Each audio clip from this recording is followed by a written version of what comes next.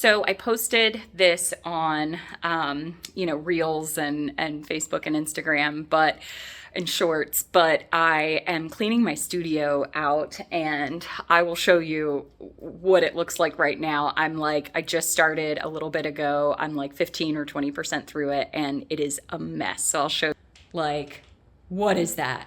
It's all the paints off my shelves, but again, I'm doing my What's on the Shelf series, so I have tons of ideas now. I have all these Arteza paints. I even have Arteza mica powders that I'm going to use. I have glitter.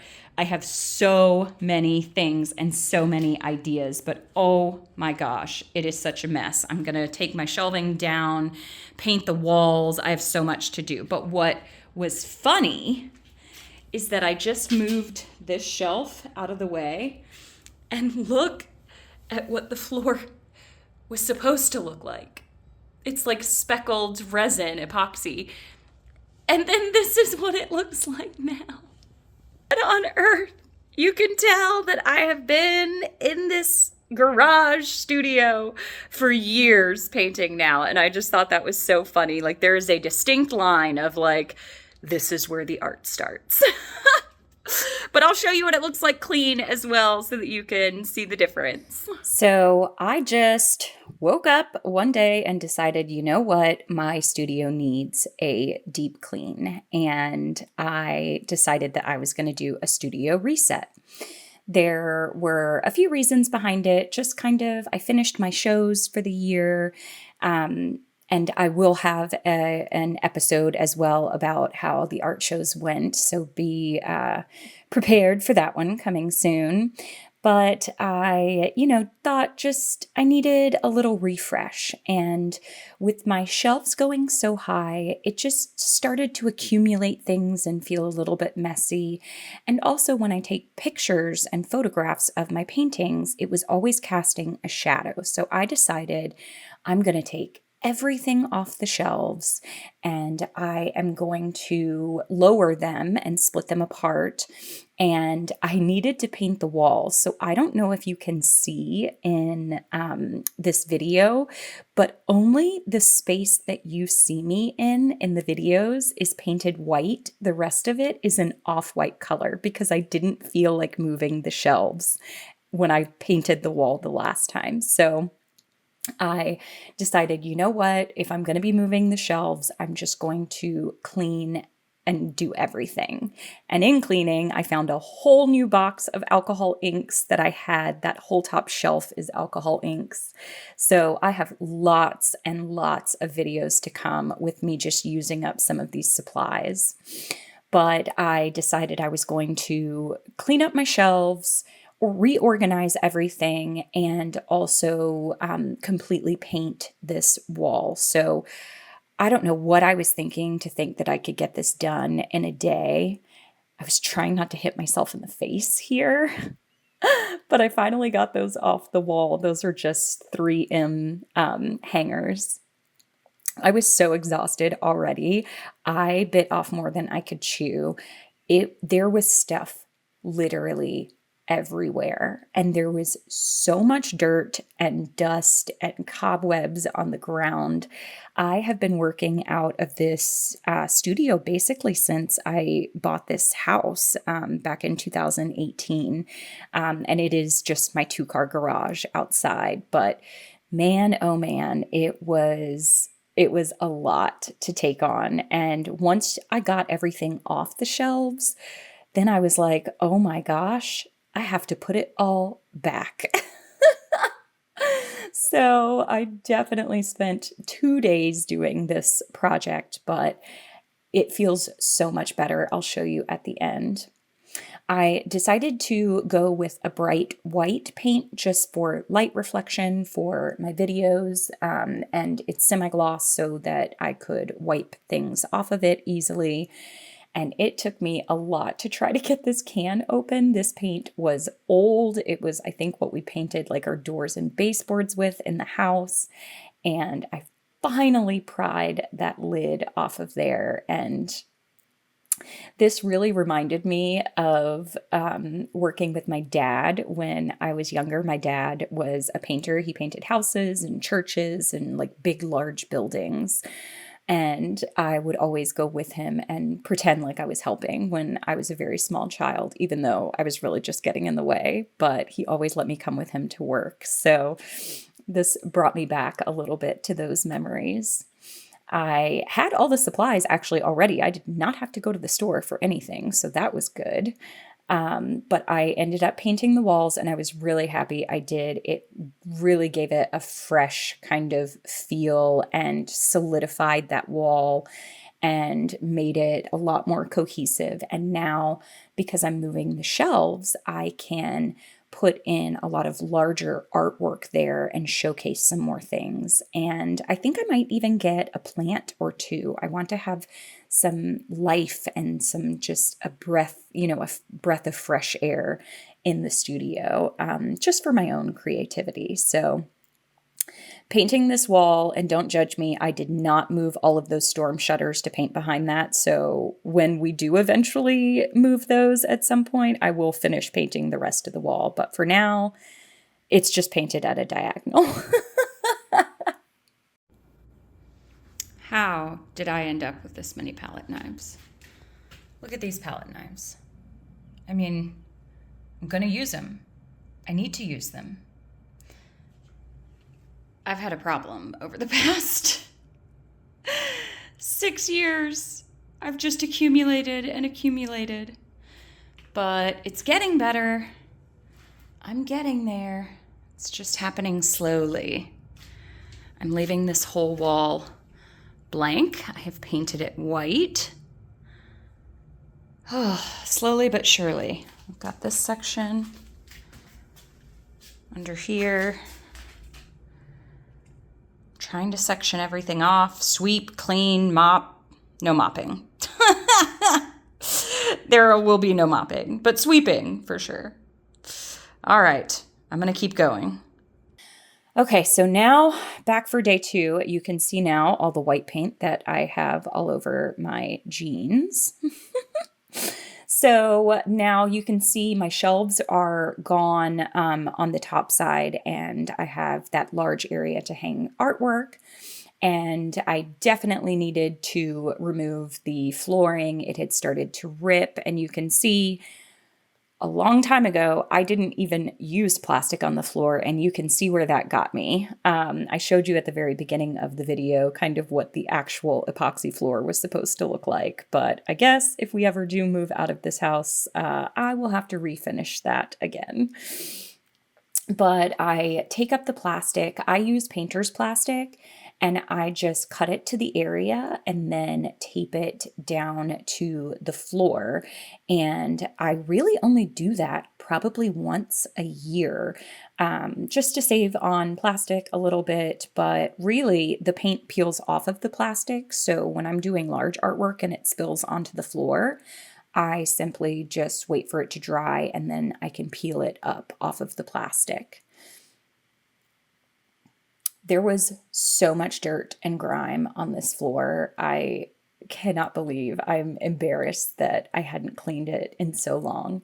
And I had not done a super deep clean where I move everything. Hi! In quite a while. So it was definitely needed. I had so many bags of just garbage and old paintings and frames that I put aside thinking I would use them, and I didn't. But I just secure the plastic with a little bit of tape to the floor, and then I get rid of the air that's there. And then that will last me for basically the rest of the year unless it gets ripped in some way. Now, because I'm in my 2-car garage, I have to level things off, and I would recommend that you do that in your studio as well. So I do have to put some tiles under there that you'll see in a little bit. But I am gathering up all of my stands. I use multiple sets because I paint multiple paintings in a day, and I'm trying to get my video shot angles correct of where I want my table to be, and then leveling off the table like I talked about. And then I reset this. I would say I reset this. I reset the plastic for the videos unless it's my last video of the day, and then I let that dry for the skins. But I reset the paper on the table probably once every few months, unless, something seeps past the plastic and gets dirty. I just used, that is craft paper, white craft paper, and I didn't buy a white table because the table, I love this table because it doesn't have a seam in the middle. It is one long 6-foot table. And I like that because the ones that have the crease in the center of them, they sag sometimes there, and it's very hard to get a level surface. So this table, I think I got at Lowe's or Home Depot a few years back, but it is just a picnic table, but it does not bend in the center and like collapse to become a smaller area. So I really like that about this table. Then I just really just tape the paper down, and then I end up putting plastic over top of it. And again, I put the white paper down just so that the black tabletop does not change the exposure of my video too much. And then with the plastic, the roll that I have, I can get 2 uses out of it. So I keep the longer clean end on the side, and then I cut off what has paint on it and then spread the rest of it over the table. Now you'll get to see a little bit of my camera setup. So I shoot with 5 camera angles normally, and you're only going to see 4 of them set up because I'm using one of my tripods to film this. But I use the ladder with a little stand for my overhead camera angle. And then I have my other tripods that I set up for all my different angles. And then I edit that in an editing software program. So it's definitely a lot more than just going into the studio to paint when I make these videos for everyone. Now I am bringing in my skins that I use for my magnets and pop sockets. So these skins are basically just dried pieces of paint that I peel off of the plastic and set them aside. I let them dry a little bit further and let the water evaporate out of them. I just place them literally on any surface I can. You want to make sure that you place them flat to dry, and don't place them on top of one another, or else they will stick to each other. So I will just have these randomly kind of lying around my studio, and I will take some time and put them into sheet protectors. I get questions all the time, like, how do you save your skins? How do you, make it so that they're not just lying around everywhere? And this is what I like to do. So I take the dried skins that I've let the water evaporate out of, and I use sheet protectors, and I cut them down to size, and I put them in the sheet protectors. I also place little pieces of paper, like printer paper, in between so that I can use one sheet protector and put multiple layers of skins in between them. And you want to put that sheet of paper in so that you can use the most out of the sheet protector, but also so that the paint skins won't end up sticking to each other. But once I put them in there, I just save them until I am ready to use them, ready to make more magnets. Some people make jewelry out of them. I have even thought about making a painting out of all of these tiny little bits, but they do come in handy, and I try to save them and reuse as much as possible so that there's no waste. Next up are my paint stands and the paint peels right off of these. tons of people ask me where I got them from, and I made them myself, and they are on my website for sale. I love them because the paint peels off of them. So I let a thick layer build up, and then I take a day and I peel all the paint off of the stands. But that is basically how I reset my studio and clean everything up to give myself some creative space. It is all done, and I am so happy. I threw out so many bags of just stuff I had saved over the years, old canvases that just I thought I would do something with, and I didn't.